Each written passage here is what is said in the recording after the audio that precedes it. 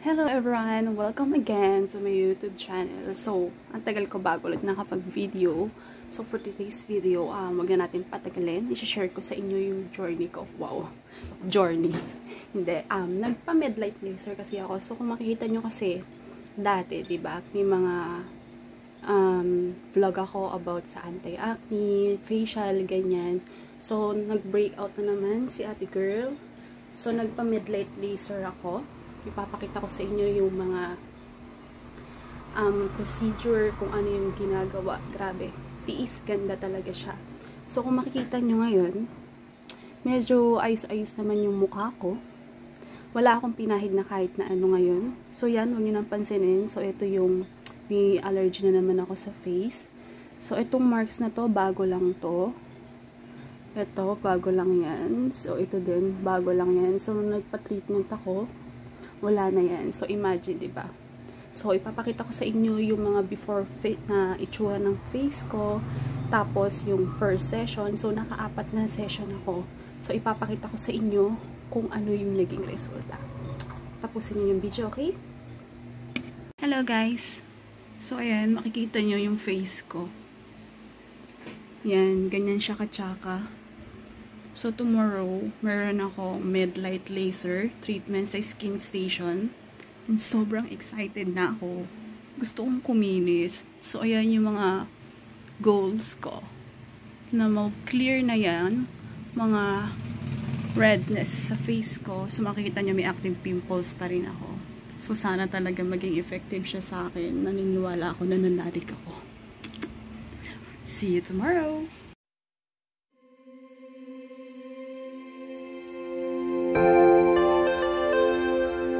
Guys, waiting na ako kay Doc.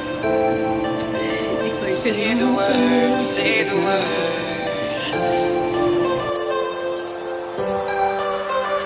Say the word, goodbye.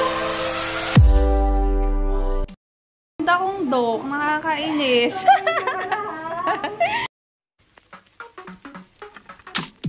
I've been getting out of bed these past few days. Think it's fair to be proud about it. I've quit ordering from all those fast food chains. I'm feeling better, there's no doubt about it. And my days are brighter, my shoulders are so much lighter. Just for a moment there, I thought that there was nothing more to life. I thought about it, wrote a couple songs about it. Just for a moment there, I lost myself.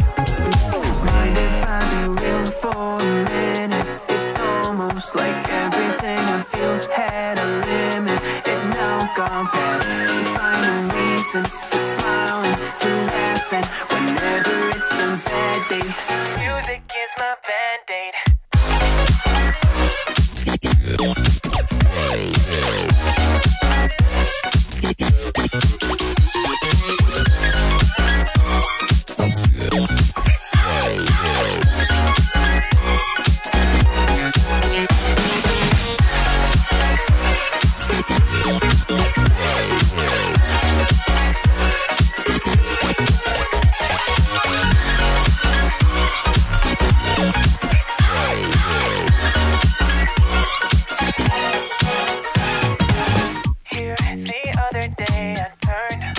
All the lights, spent an hour with my memories, and then I realized it's not all black and white. Okay lang, pero gusto ko sabihin masakit. Now my days are brighter, just no longer feeling tired. I don't wear my PJs every day, cause I would rather be on site. I thought about it, wrote a couple songs about it. Just for a moment there, I lost myself.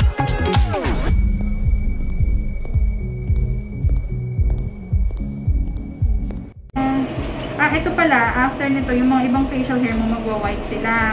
Ay, magiging white? Okay lang ba yun? Mag-fall off din, tapos tutubo ulit, black na naman. Ah, okay. So, para ito mabawasan, gusto mo ba yun? Yeah. Ay, gustong gusto. Balbon ka nga. Sobra, nagpapadiet din ako sa legs. Yan, nag-white na yung facial hair. Okay lang. Parang pinipitan-tik na. Parang pinipitan lang sa Tapos, mamaya mapula to. Saka may, ayan, mapula. Tapos may konting hapon. Pero nga, mawala din naman. Sige na, ano naman yung tolerance sa yan. Kaya ko yan. Diba? Para mo lang akong Tapos sa sunscreen ka. oo nga, ayaw na nga ngayon ng araw. Parang din ito. Sakit. Sakit? Oo. Okay naman. Sakit.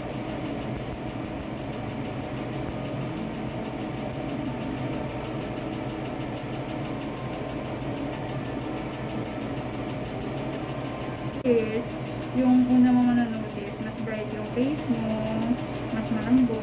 Wow. Basta iba talaga yung feeling after mga 3 to 5 days hanggang 1 week. Tapos, yung dark scars mo, medyo matagal pa yun. Yun yung agad nakukuha sa isang session. Pero kada session, ano naman, meron ka namang effect sa skin itself. Hindi ka naman nag-vitamin A, diba? Nilisitahan na ba kita? Huwag muna ka kasi mahirap siya isang reset. Hinaan ko lang. Just mag-ito.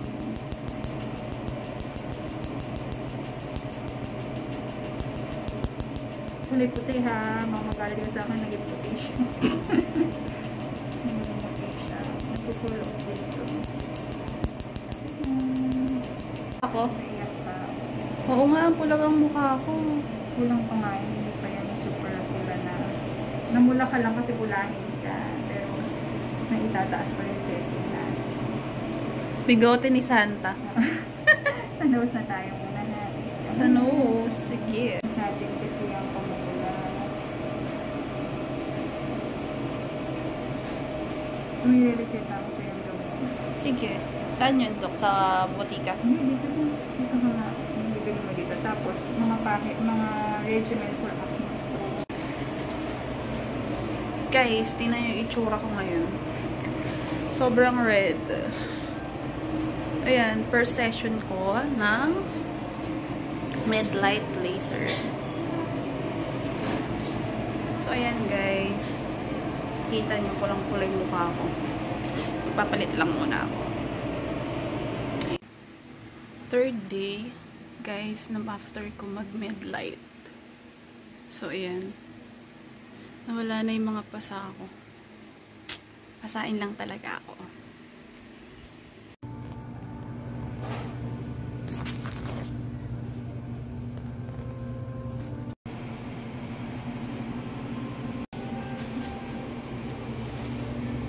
Done on my third session.